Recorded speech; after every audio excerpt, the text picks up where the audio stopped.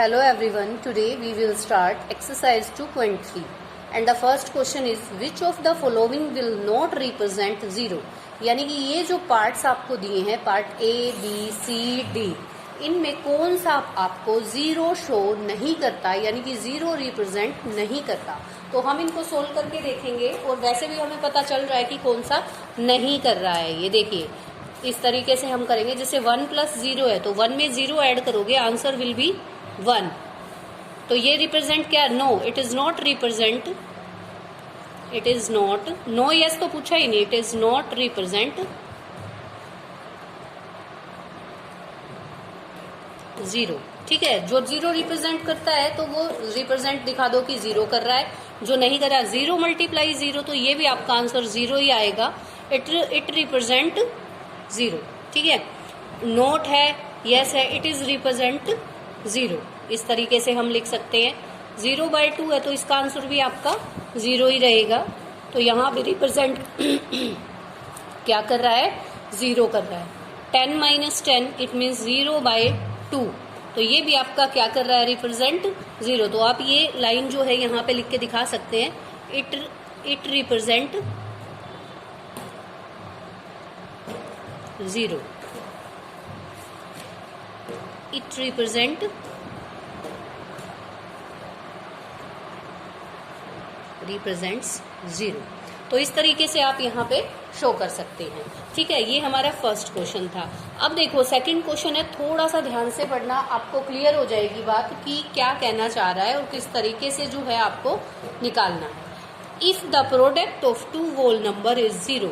देखो अगर 2 whole number का प्रोडक्ट 0 बनता है, कैन वी से वन और both of them will B 0। तो क्या हम ये कह सकते हैं कि वो दोनों ही या तो 0 हो या फिर उनमें से एक 0 हो। तो ऐसी दोनों कंडीशन हमारे पास हो सकती हैं। हम क्या लिखेंगे? If the product of 2 whole number, देखिए बुक के अंदर नोटबुक में हम सॉल्यूशन करेंगे। तो if the product of 2 whole numbers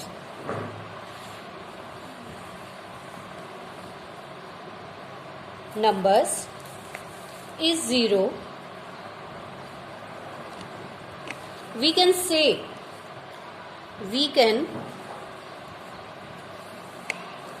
say that both of them will be 0, one or both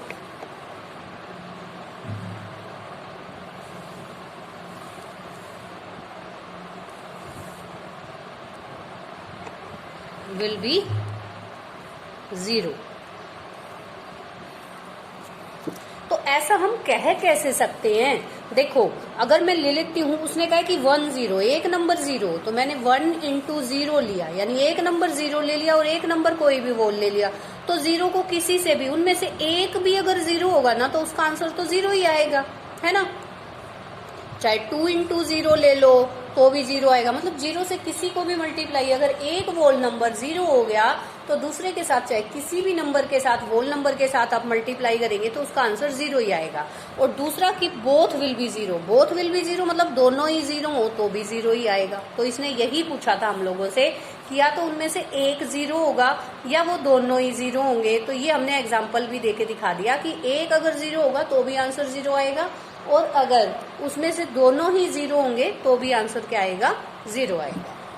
इसी का थर्ड क्वेश्चन है। थर्ड क्वेश्चन में if the product of 2 whole number is 1, अगर 2 नंबर्स का जो प्रोडक्ट है वो 1 बनता है, can we say that one और both them will be 1, justify your answer. तो यहाँ कंडीशन थोड़ी सी अलग हो जाती है कि उसने कहा कि या दोनों ही 1 और बोथ ऑफ देम 1, दोनों ही 1 होंगे या तो, और या फिर उनमें से एक। तो बेटा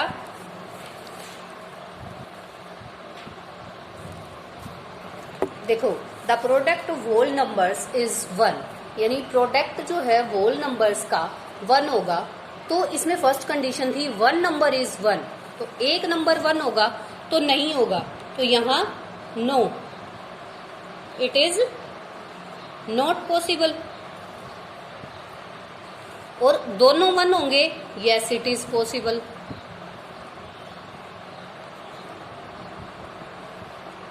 ऐसा कैसे होगा बेटा? ये पॉसिबल हो सकता है, नीचे वाला बोथ नंबर 1 होंगे। देखो एक नंबर 1 होगा तो उसके साथ दूसरा नंबर 2 लिया तो आंसर 2 आएगा, है ना। लेकिन दोनों ही 1 होंगे तभी तो 1 इंटू 1 1 आएगा। तो दोनों नंबर 1 होंगे तो आंसर विल बी 1।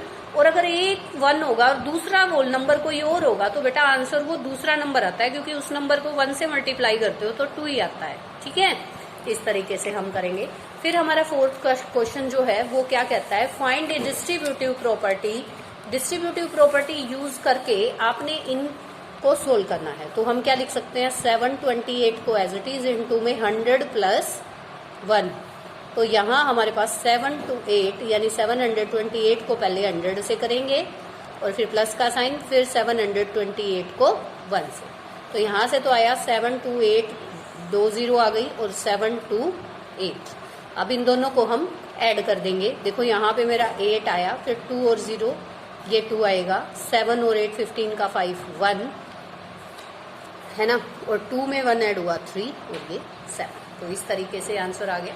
अगले वाले में भी मैं ऐसे ही कुछ करूंगी, 5 4 3 7 इंटू में ये मैं 1000 प्लस 1 करूंगी इसको। तो यहाँ 5437 multiplied by 1000 and plus 5437 multiplied by 1। तो यहाँ कैसे किया जाएगा, देखिए एक बार इसको। ये यहाँ जब इन दोनों की मल्टीप्लिकेशन होगी तो ये देखिए इस तरीके से इसके पीछे 3 जीरोज आ गई मल्टीप्लाई के बाद, और 5437 एज इट इज, क्योंकि 1 से हो रहा है तो 1 से हम किसी भी नंबर को मल्टीप्लाई करते हैं तो वो वही का वही नंबर जो है हमें फाइंड आउट हो जाता है। अब देखो 0 प्लस 7 7, 3 एंड 4, 3 नंबर तक तो क्योंकि 0 था तो वही के वही रही।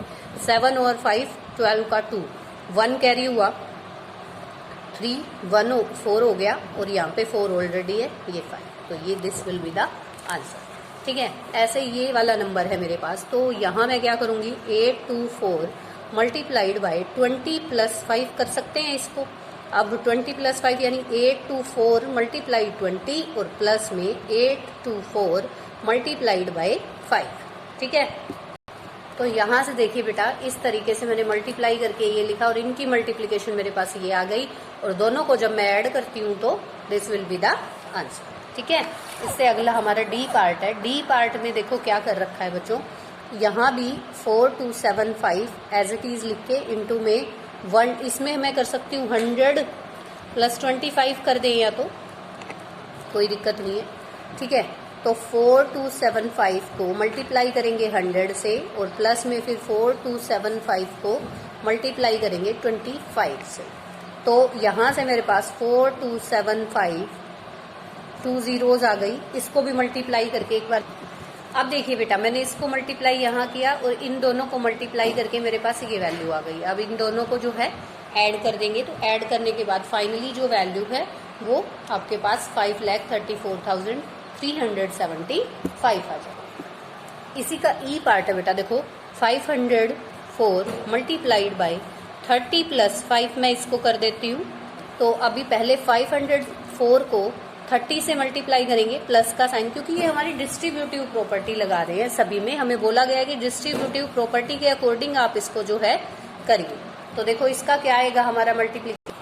तो यहाँ से देखो जब मैंने मल्टीप्लाई किया इसको 30 से, ये 15,120 एंड हियर इज 2,520 और ऐड करके 17,640 हमारे पास आ गया। ठीक है, ये हमारा क्वेश्चन नंबर 4 था।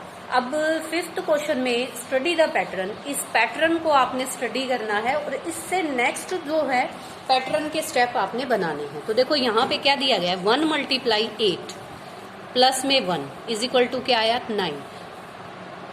अब 1 था ना, अब 1 2 लिख दिया, इसको 8 से ही मल्टीप्लाई, देखो 8 से ही मल्टीप्लाई कर रहे हैं, लेकिन यहाँ क्या कर रहे हैं, पहले 1 था, फिर 1 2 था, फिर 1 2 3 था, 1 2 3 4, यानी एक एक डिजिट बढ़ाते जा रहे हैं, है ना। मल्टीप्लाई 8 से ही कर रहे हैं। और यहाँ देखो 1 2 3 4 5, इसमें भी काउंटिंग बढ़ाते जा रहे हैं। तो मैं ऐसा ही कर लेती हूँ, पहले आंसर बाद में लिखूंगी, पहले ऐसा ही कर लूँ। ये था 1 2 3 4 5 था ना, तो 1 2 3 4 5 6 में लिखूंगी, क्योंकि एक एक नंबर बढ़ता जा रहा है। 8 से मल्टीप्लाई किया, प्लस में 6 किया, अब आप यहाँ से ऑब्जर्व करिए जरा, यहाँ से ऑब्जर्व मैं बाद में कराऊंगी, पहले इसको भी कंप्लीट कर देती हूँ दूसरे को। 1 2 3 4 5 6 7 लिखूंगी, मल्टीप्लाइड बाय 8 और प्लस में 7 करूंगी, तो answer will be, what will be the answer. तो यहाँ से ऑब्जर्व करिए, यहाँ पे 9, फिर 9 8 9 8 7, यहाँ पे बैक काउंटिंग चल रही है ना, 9 8 7 6 5, तो यहाँ जाएगा 9 8 7 6 5 4, ठीक है।